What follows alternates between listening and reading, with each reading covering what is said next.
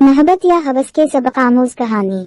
जब भी किसी बेटी का रिश्ता पका होता है, मेरी मां कानच की चूड़ियां लाके कलाई में डाल देती हैं और कहती हैं कि शादी तक इनमें से एक भी चूड़ी टूटने ना पाए। जो अगर चूड़ी टूटी तो ये बदनसीबी की अलामत है।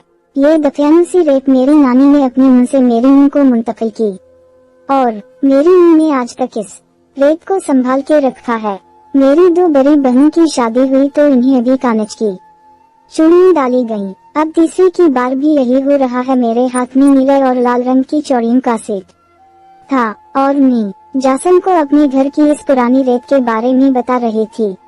बा ये रेत तो मैं पहली बार सुन रहा हूँ। आंटी इस दूर में भी ऐसी चीजों पर यकीन रखती हैं। वो हंसते हुए बोला, हाँ रेत पुरानी तो जरूर है, लेकिन किसी के नाम की चूड़ियां जब कलाई में अनकती होंगी तो ये एहसास कितना अनमोल होगा। पता नहीं मेरी कलाई में कब तुम्हारे नाम की चूड़ियां टंगेंगी। मेरी आंखों में उदासी उतर आई। तुम्हारे लिए मैं कानच की नहीं स्टील की चूड़ियां बनवाऊंगा। तुम हो ही लापरवाह, कानच की चूड़ियां संभाल नहीं पाओगी। उदासी दूर करने के लिए इसने मेरा मजाक हराया। तुमने संभाल लिया है तो चूड़ियां भी संभाल लूंगी। मैं इसे घूरने लगी। चलो अब मुझे छोड़ दो, बहुत देर हो गई है। आज तो ऑफिस से बहुत डांट पड़नी है। मुझे वक्त का अंदाजा हुआ तो मैं परेशान हो गई। कुछ दिन पहले नादिया आपी का रिश्ता पका हुआ था। आज अफी को चूड़ियां याद आई तो मुझे बोली कि बाजार फौरा जाके ले आऊं। घर से निकलते बार बार इनकी आवाज मेरे कानों में पड़ती रही कि जल्दी आ जाना और भी बहुत काम है। मैंने जासन को बीच किया कि मैं बाजार जा रही हूँ, वो भी वहाँ आ जाए। इसे आने में देर हो गई। जब वो आया तो हम हमेशा की तरह उसी बर्गर शॉप पर गए जहाँ पहले भी जाया करते थे। कभी कभी तो मिलने का मौका मैसर आता था। बैचलर ऑफ साइंस के इम्तिहानात के बाद आई मैं तो मुझे घर में कैद कर लिया था। पहले तो कॉलेज आते जाते जासन से मिल लेती थी, लेकिन अब बहुत मुश्किल था। हमेशा की तरह जासन मुझे चौक से वाली गली में उतार के चला गया। आगे मुझे पैदल ही जाना था। बासिम और मैं एक ही गली में रहते थे। बचपन भी साथ में गुजरा, साथ में खेलना कूदना और होमवर्क भी साथ में करते। पर मैं जब जरा बड़ी हुई तो आई ने मुझ पे वो पाबंदी लगाई कि जासम से हर रोज मिलना दुश्वार हो गया।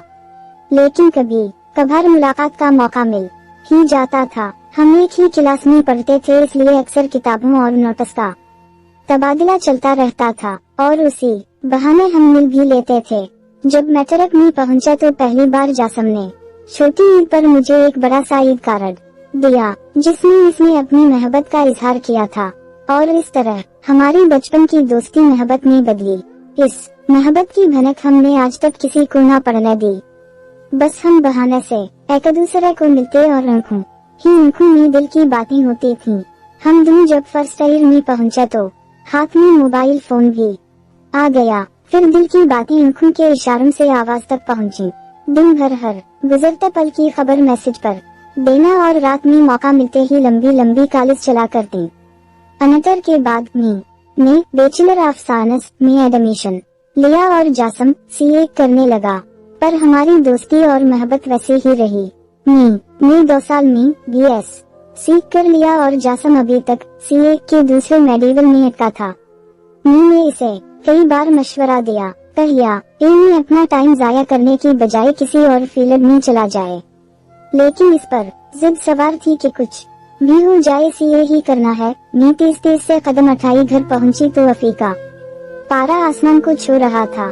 सवाल जवाब का एक लंबा सिलसिला जारी हो गया। नादिया आपी ने शोर शराबा देखा तो अम्मी को समझाने लगी कि अब इस बात को जाने दी, तब जाके मेरी जान छोटी। मैं गुस्से में लाल पीली होती कमरे में चली और जासम को मैच पर सारा किस्सा सुनाया कि इसकी वजह से कैसे मुझे अफी की दानित सुनी पड़ी है। मैं इससे खफा थी। मगरिब का वक्त हुआ तो जासम ने मुझे मैसेज किया कि मैं एक बार दरवाजा तक आऊं। मैंने मना कर दिया कि नहीं आ सकती, क्योंकि पूरी कहानी पढ़ने के लिए तस्वीर पर क्लिक करें।